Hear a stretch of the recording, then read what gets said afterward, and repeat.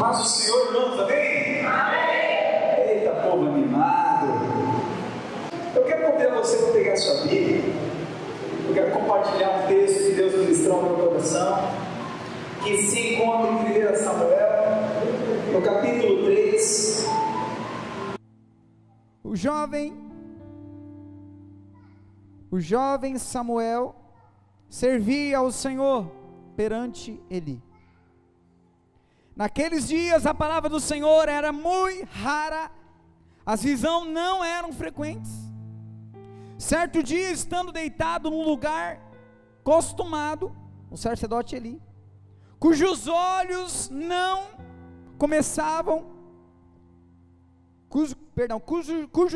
os olhos já começavam a escurecer, a ponto de não poder ver, e tendo se deitado também Samuel, no templo do Senhor, diga comigo assim, no templo do Senhor,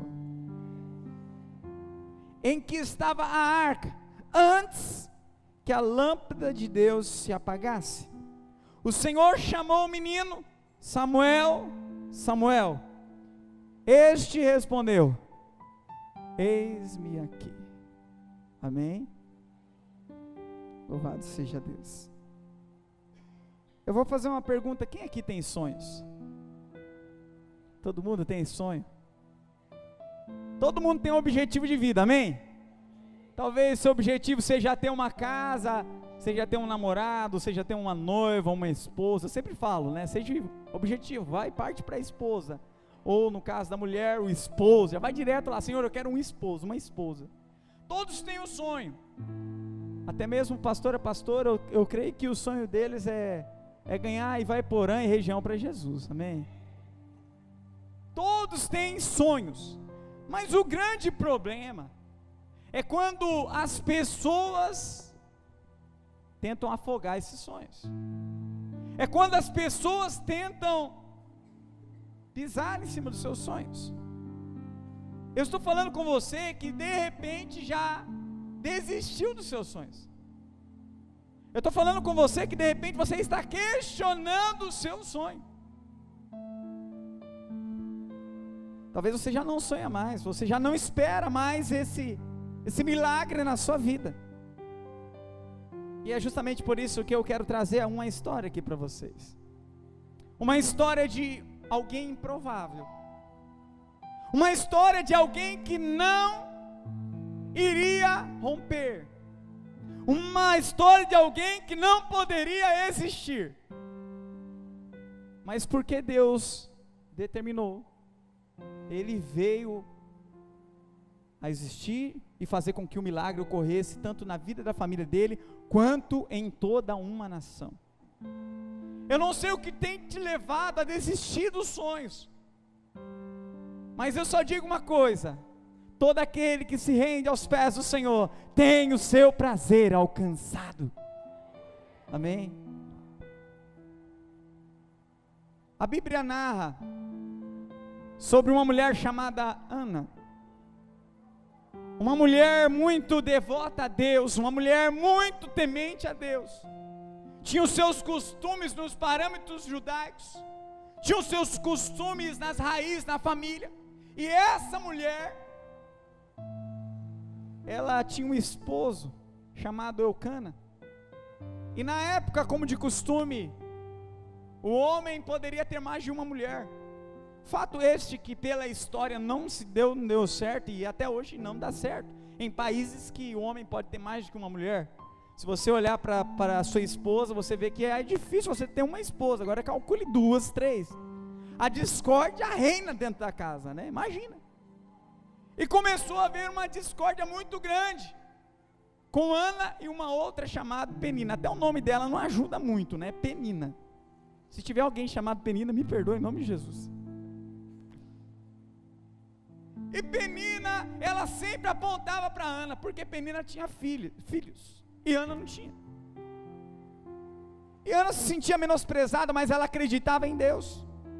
E ano após ano, como de costume, eles iam oferecer sacrifício. E conforme a quantia de filhos, se oferecia sacrifício. Mas Ana não tinha nenhum filho. E ainda assim, Eucana oferecia sacrifício por Ana, mesmo ela não tendo filhos. E ano após ano, conta-se que essa mulher foi até o templo e ela sempre pedia um filho. Eu fui dar uma pesquisada. Historicamente, essa mulher foi ao templo 25 vezes. Significa que ela demorou 25 anos para ter uma resposta de Deus. 25 anos esperando uma resposta. Ano após ano ela ia até o templo e falava: Deus, eu quero um. Deus, eu quero um. E chegava ao templo e ela pensava: eu vou pedir novamente. Ela chegava e falava: Deus, eu quero um filho.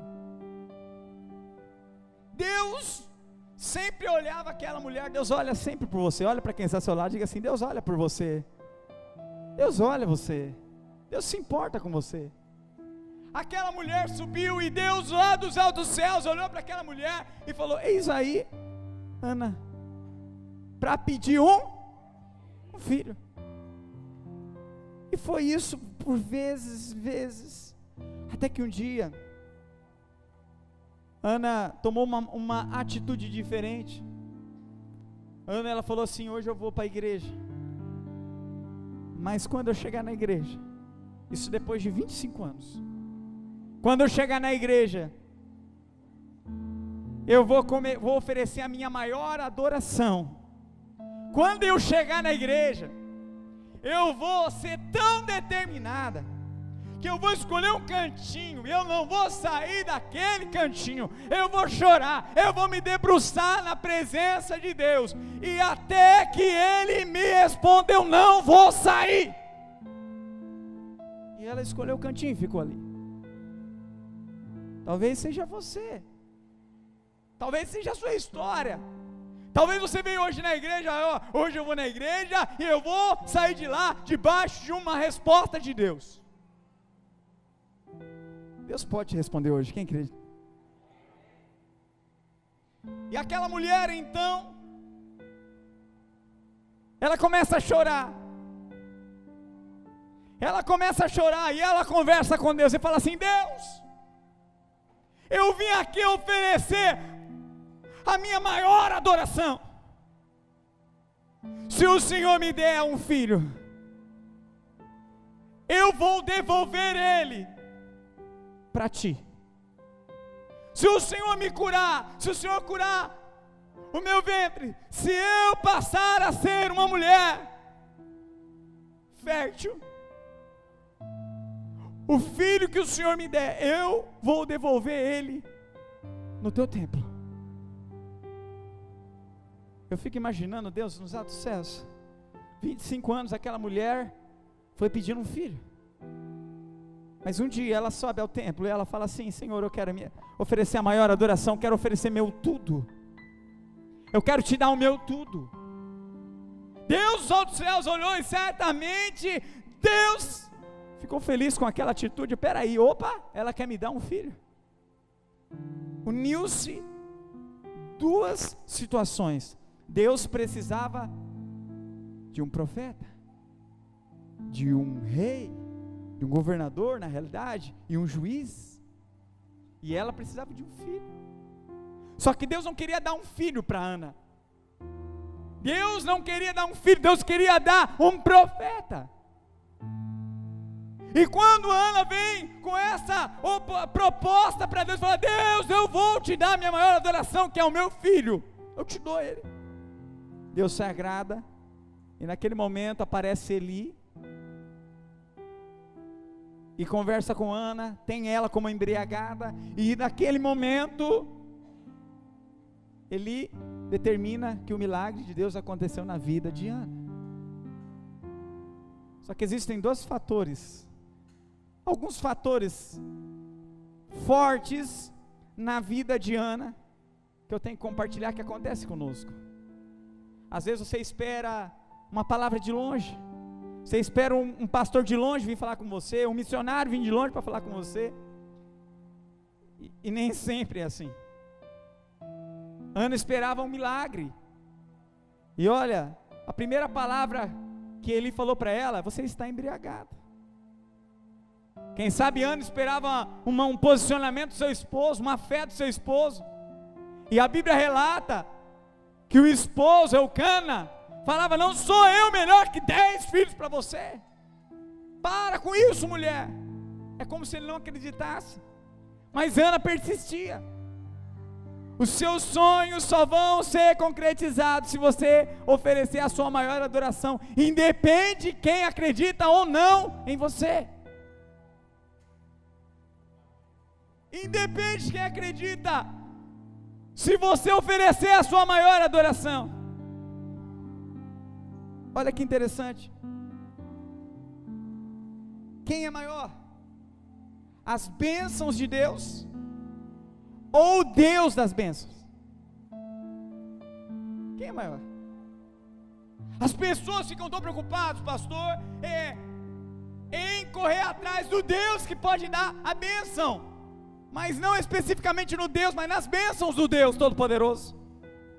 Ana ficou por 25 anos correndo atrás das bênçãos do Deus Todo-Poderoso, e um dia ela decide se debruçar, não nas bênçãos, mas no Todo-Poderoso, e então o negócio acontece, o milagre da parte de Deus acontece. Ana sai daquele lugar, a Bíblia fala que o semblante dela estava mudado, e ela vai toda feliz para casa. Deus já curou a alma dela naquele momento,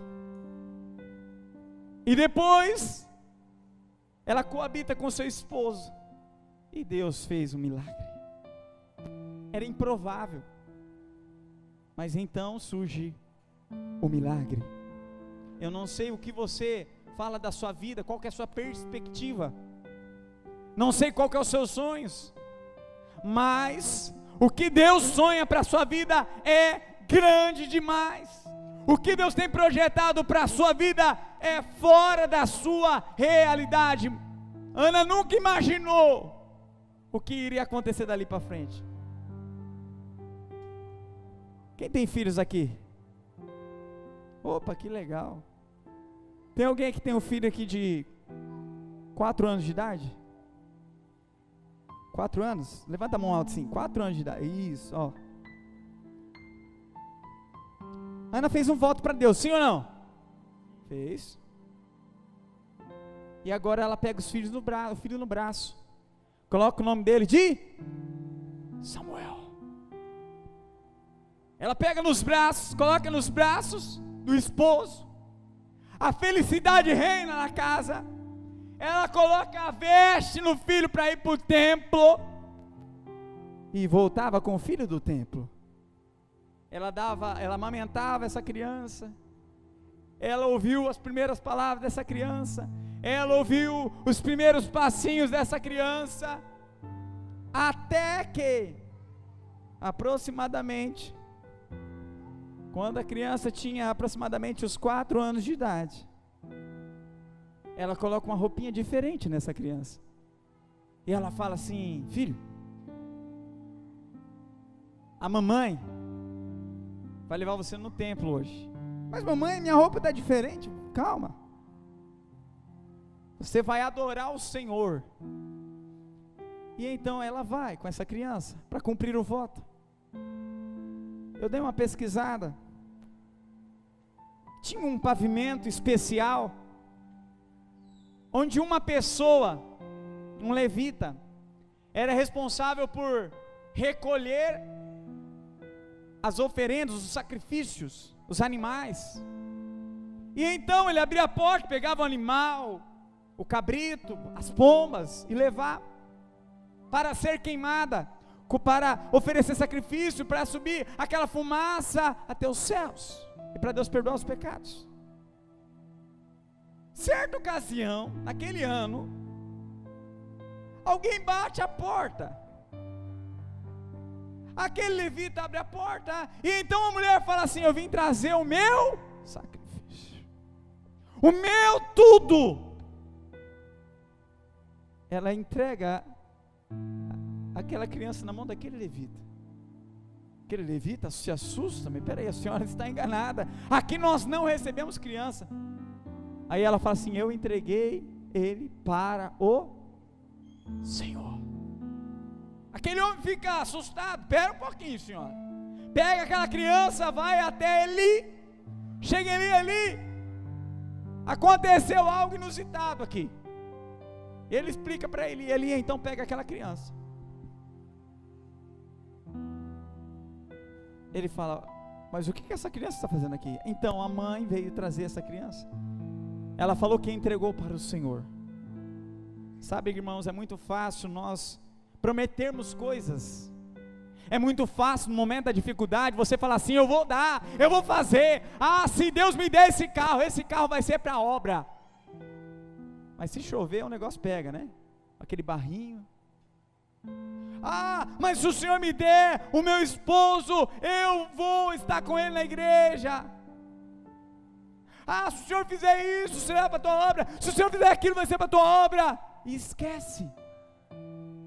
Você não precisa prometer nada para Deus. Você não precisa dar nenhuma algo a mais da sua vida para Deus. Mas se você der, se fizer um voto, cumpra. Cuidado para cumprir. Como Ana fez. E Ana cumpriu. A história não acaba por aqui, queridos irmãos. Eu não sei como é que está a sua vida espiritual. Eu só te digo uma coisa: se você acha que está bem espiritualmente, tudo pode mudar. Se você acha que você está bem no patamar de oração, você precisa melhorar. Se você acha que já está vivendo o milagre de Deus, ei, desperte, porque você precisa viver ainda mais o milagre de Deus.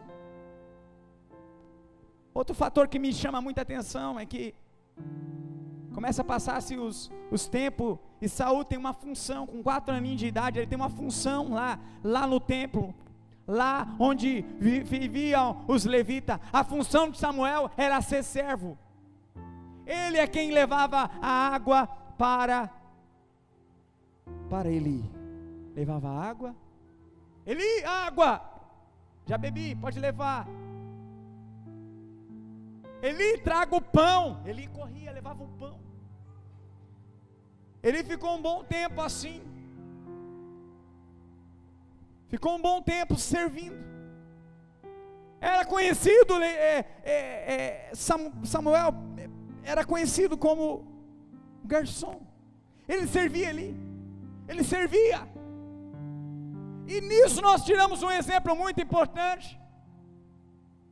Você quer ver o milagre na sua vida? Você quer ver a glória do Senhor superabundar na sua vida? Seja servo. Reconheça que você é o menor. Não importa se você sobe aqui no altar, se você canta, se você toca, se você prega, ou se você é uma das pessoas que conhece todo mundo aqui ou não.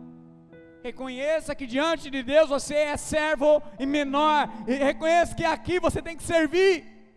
Se chegar um travesti ali, você tem que servir. Se chegar um bêbado, você tem que servir. Se chegar ali um homem da alta sociedade, você tem que servir. Se chegar alguém drogado ali, você tem que servir. Porque a nossa função é ser servo. Se não entendermos isso, nós não vamos experimentar o que Samuel experimentou. Ora, pastor, o que Samuel experimentou? Aproximadamente com 12 anos de idade, a criança ela passa por uma instrução e por uma prova no judaísmo, para que ela possa ser reconhecida como adulto. 12 anos de idade. Tudo indica que com 14 anos de idade, Samuel estava no quarto dele. E isso aqui é fantástico. 1 Samuel capítulo 3, verso 3 diz assim: e tendo se deitado também Samuel no templo do Senhor, em que estava a arca. O que é a arca? O que simboliza a arca?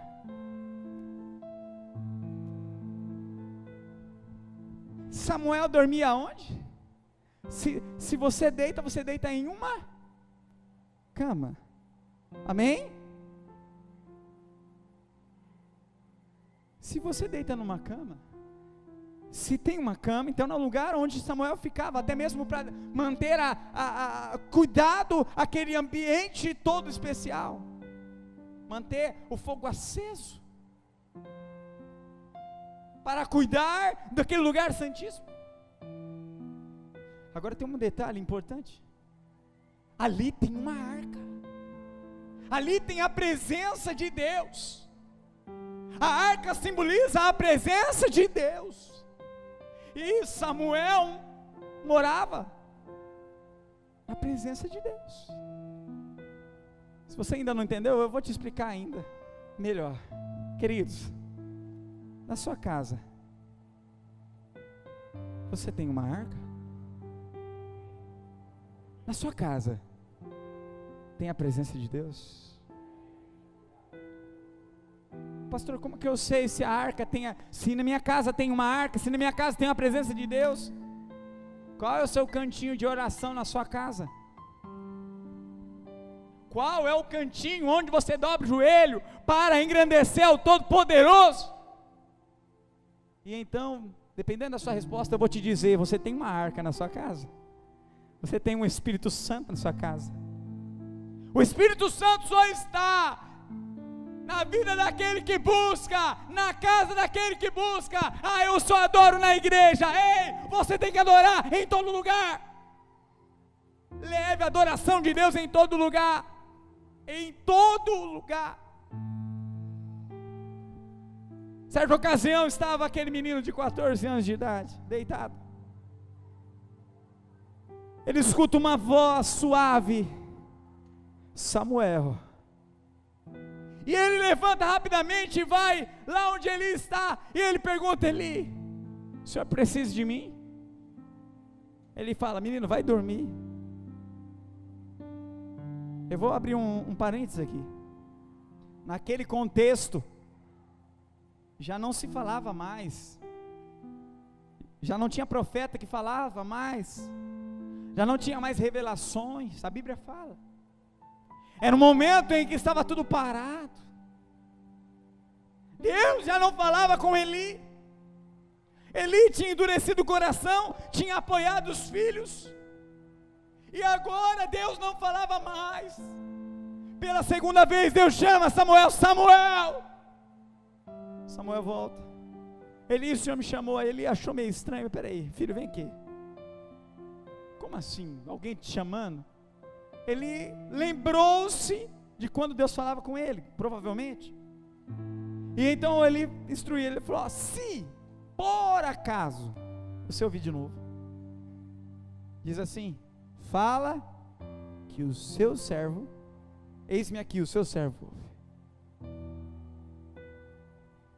Samuel voltou, deitou-se, e de repente, uma doce e suave voz: Samuel. E então ele se põe de pé e fala assim: fala, eis-me aqui, o seu servo, o seu servo está à disposição, o seu servo está aqui pronto para pelejar, o seu servo está aqui. Mas o que me surpreende mais é o seu Samuel reconheceu que ele era aquele que pegava água e levava. Ele era o garçom, ele era o menor dos Levi, ele era o menor. E ele então fala: eu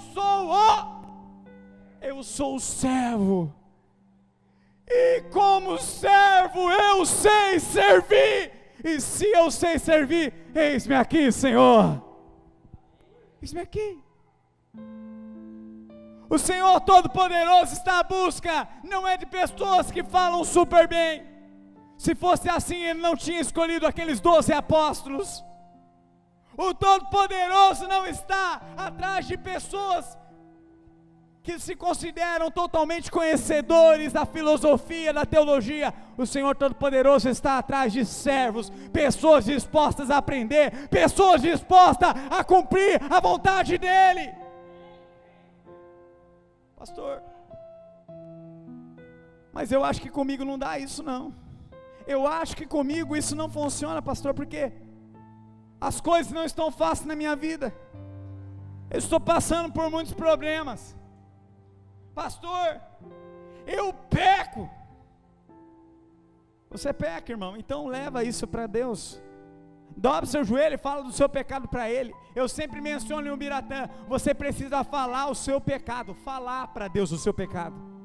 Não é, Deus, eu peco. Não, fala o seu pecado para Deus. E então Ele vai reconhecer o quê? A sinceridade do seu coração e vai te perdoar. E Ele vai te perdoar. Pastor, como que eu posso ser como Samuel? Como que eu posso ouvir a voz de Deus? Ser uma referência na minha família? Eu fiquei muito feliz, pastor, na célula que eu fui do Ricardo. E eu tive a oportunidade de perguntar para alguns meninos que estavam ali, até fruto do acampamento. Eu perguntei para eles o que eles queriam. Qual que é o seu sonho? Perguntei para cada um, para todos na realidade. Igreja, eles responderam, a maioria: eu quero ser referência para minha família. A maioria deles respondeu, estou parafraseando, a maioria respondeu: eu quero dar algo melhor para minha família.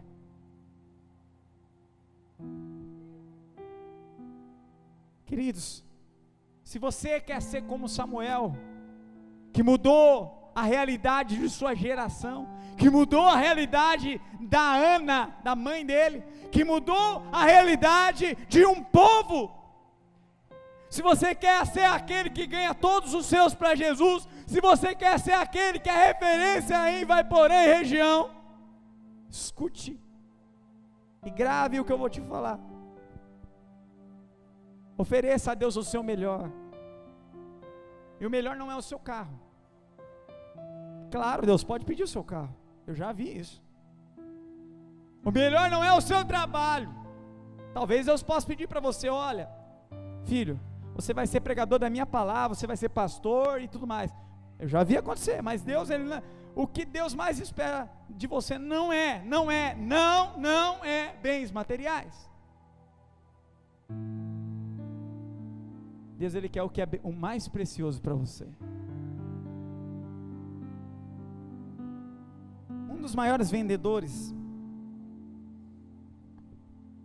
escreveu um livro. Ele chegou a ser um bêbado na sarjeta, a mulher abandonou ele e tudo mais. Depois ele cresceu na vida com vendas, ele é um representante de vendas. E então ele deixou um livro que foi um dos livros que mais vendeu em todo o mundo.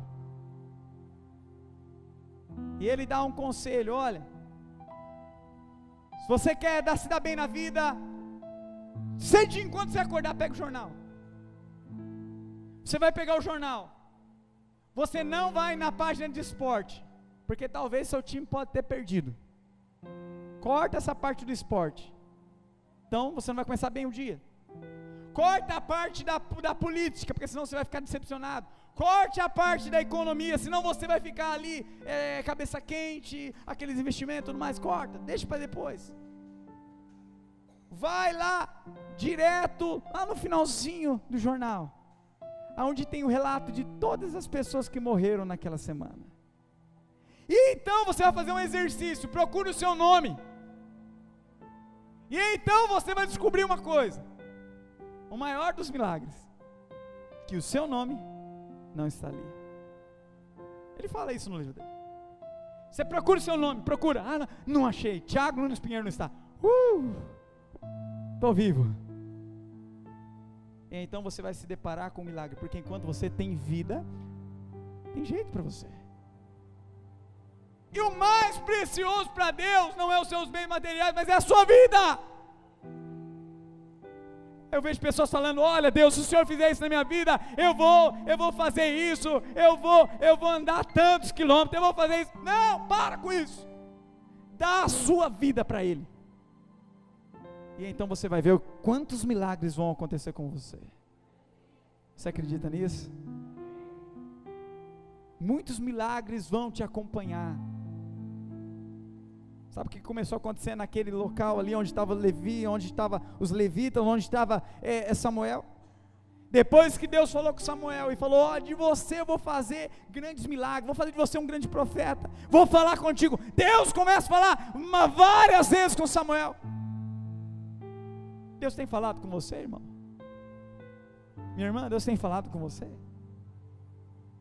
Quanto tempo faz que você não chora na presença de Deus? Isso é coisa séria.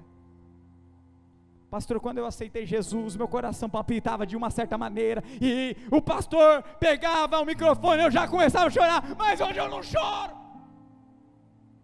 Eu olho do lado, eu vejo as pessoas se derramando, mas eu nada.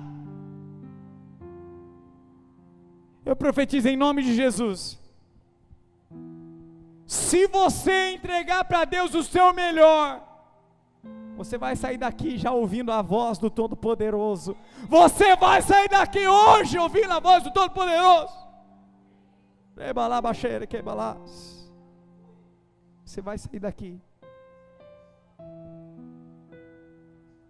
Tudo depende de você. Sabe como que Samuel saiu daquele lugar? Tá certo, seu horário? Não? Sabe como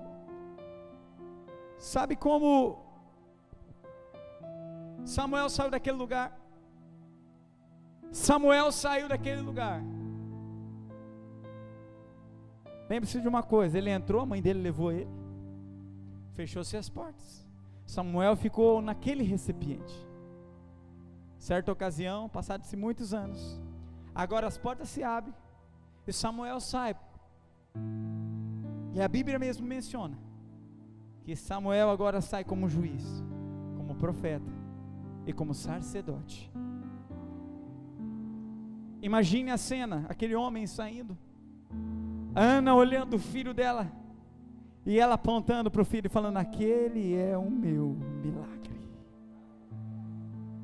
aquele é o meu milagre. Eu não sei o que as pessoas têm falado para você, irmão e irmã, mas se prepare para vivenciar o seu maior milagre. Eu não sei o que vai Porã tem visto sobre você, o que tem falado sobre você, mas se prepare para vivenciar o seu maior milagre. Se coloque de pé.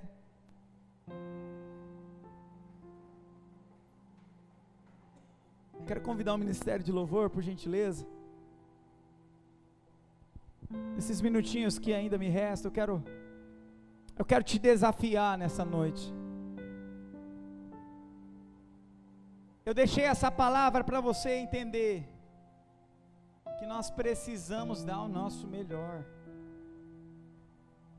Eu perguntei na minha liderança em Ubiratã: quanto tempo você ora com Deus, meus líderes? E fui perguntando. E então eu disse: se você ora 10 minutos, você precisa orar 20. Se você ora meia hora, você precisa orar 1 hora. Se você ora 1 hora, você precisa orar 2. Porque você tem que oferecer o seu, você tem que sempre buscar o seu melhor. Não se sinta satisfeito com aquilo que você está oferecendo para Deus. Leve a arca para sua casa. Pastor, mas o senhor não sabe quem que mora na minha casa.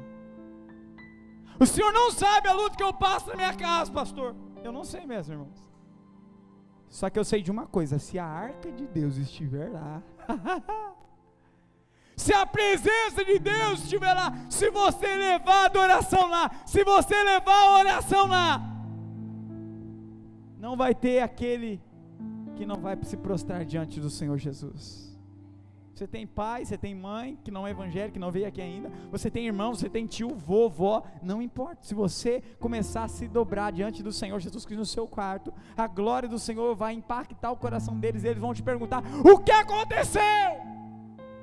Eu tenho que ir nesse tal de Betel, eu tenho que ir nessa igreja, mas tudo depende do seu melhor. Eu quero convidar você nesse momento.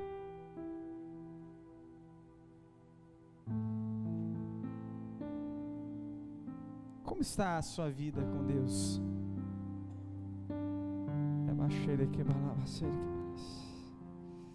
Você tem 2 opções. A primeira é sair daqui como você entrou. A primeira é você sair daqui da maneira como que você entrou, sem nenhuma mudança. A primeira é essa. A segunda é você sair daqui renovado, restaurado, ouvindo a voz de Deus.